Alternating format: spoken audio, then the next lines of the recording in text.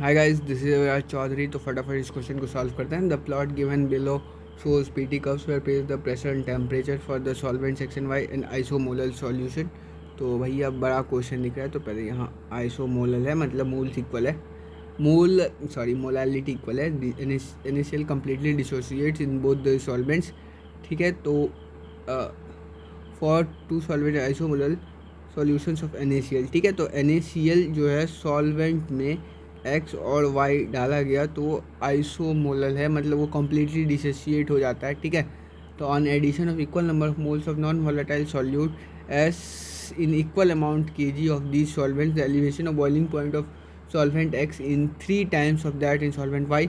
The solute S is undergo dimerization in these solvents. If the degree of this dimerization is 0.7 in solvent Y, then the degree of dimerization in solvent X is।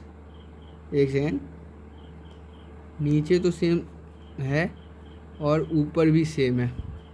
भैया editor साहब printing mistake करते हो। चलो उसका salary cut करता हूँ मैं। तो फटाफट स्टार्ट करते हैं। तो ठीक है, तो पहले जो दिया हुआ है ये प्रेशर और टेम्परेचर का ग्राफ है, आइसोमोलल है। अब यहाँ पे हमें डेल्टा TF जो है अपन को दिख रहा है 2 दिख रहा है। डेल्टा TF जो है पता होना चाहिए KB इंटू M इंटू आई होता है। ठीक है, तो डाइमराइज NaCl कम्प्लीट NaCl के साथ है, तो NaCl कम्प्लीटली डिसोशिएट होगा तो 2 में आ जाएगा। तो यहाँ पे अपन को I जो है 2 हो जाएगा। KB जो है पता नहीं, KB पता ही करना होगा।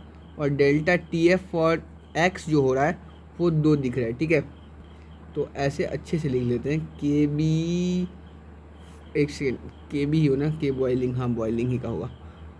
फॉर X, ठीक है, KB for X into M into I, sorry I तो 2 है। ठीक है, अब KB फॉर Y डाल देते हैं।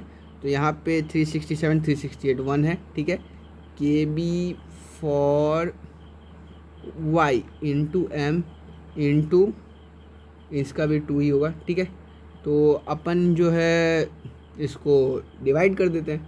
तो 2 से 2 कट, M से M कट, तो अपन को ये मिल गया KB for X by KB for Y is equals to 2/1।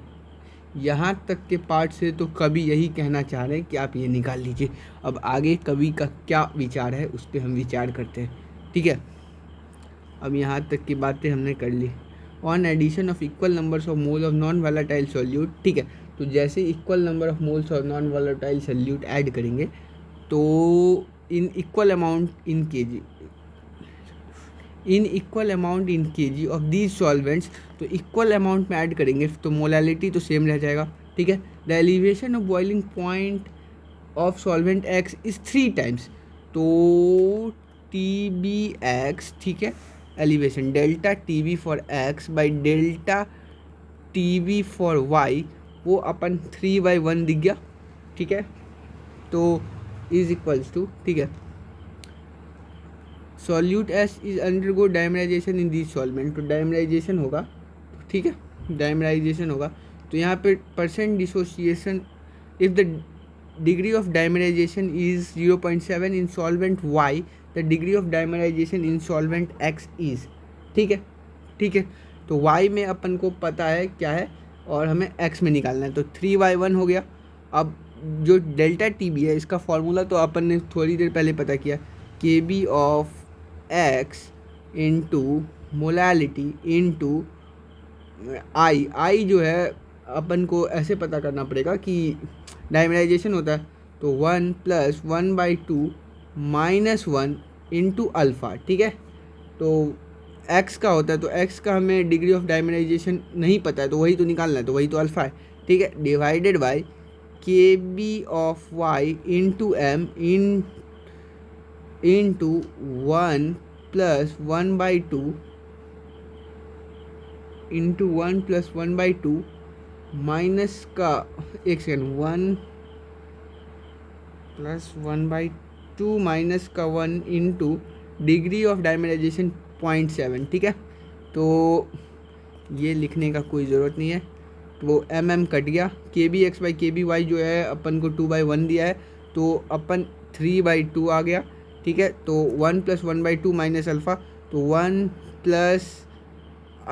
1 minus अल्फ़ा/2 दिख गया यहाँ से। 1 माइनस 0.7 था क्योंकि हाँ यहाँ डायमेराइजेशन का 0.7 है, तो 0.5 आ गया। 0.5 × 7 0.35, 1 माइनस का 0.35 दिख गया, ठीक है। तो अब इसको करें तो और ज़्यादा कॉम्प्लिकेट होगा, तो डायरेक्ट मल्टीप्लाई कर देते हैं। तो 3 माइनस का 35 2 × 70 105 1.05 इज इक्वल्स टू 2 माइनस का अल्फ़ा, ठीक है। दिख गया आंसर, दिख गया ओए बल्ले बल्ले दिख गया आंसर भाई।